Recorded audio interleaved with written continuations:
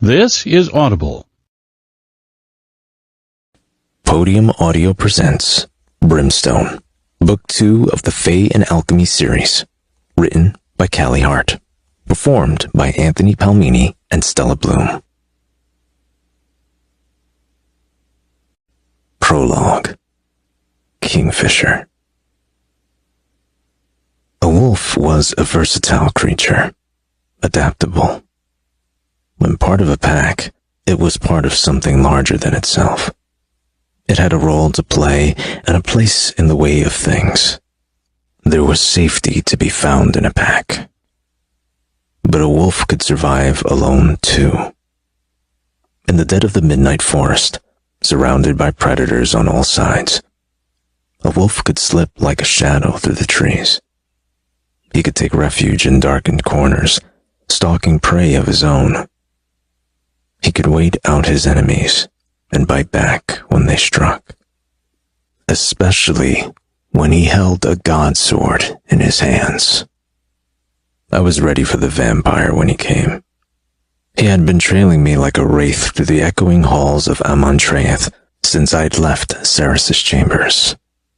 I'd felt him out there, simmering, waiting. Reading the living took no great skill. There were those who had spent centuries honing their abilities to control their feelings. It paid to ensure your thoughts and feelings remained private as a member of the Fae.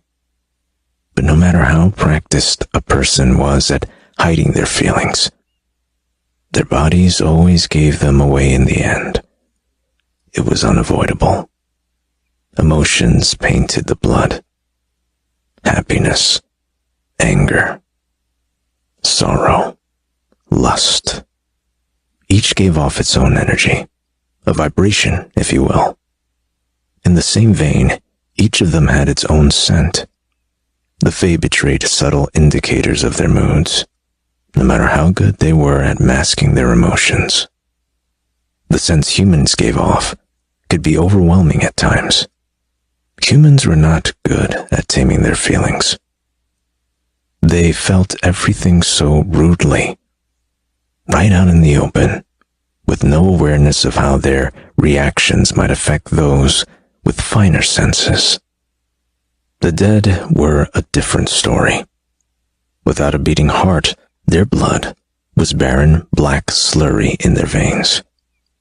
The only time a member of the Sanazrathian court gave off any scent at all was after they had fed, when the spark of life that lingered in their victim's blood still echoed with the emotions they had felt as they died, like the faintest trace of perfume that lingered after a hug.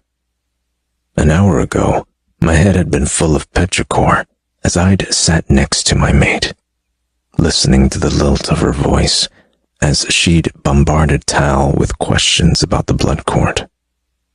Ever since she'd woken, she'd been relentless, trying to understand, to prepare, to ready herself for what was to come. The foundations of our plan were laid, and Saeris understood the part she had to play in carrying them out. But she was nervous. Considering that she had been human only days ago, she was already far more accomplished at tapping down her feelings than she had been. But my nose was sharper than most. I'd sensed her hesitation. It was like the scent of hot stone after rain. I'd been breathing her in, drowning in her, when I'd detected the other smell. The vampire must have fed on a prodigious amount of blood before it had taken up its hiding place, crouched in the dark outside Saeris' chambers. I'd excused myself, headed out into the hall, and gone looking for the rot. 2 floors down, heading into the bowels of the Black Palace, I found it with the point of my blade. The vampire was beautiful. He possessed a face that might have been ordinary in life, the kind of skin that might eventually have turned dull and sagged. But in death, he had been preserved,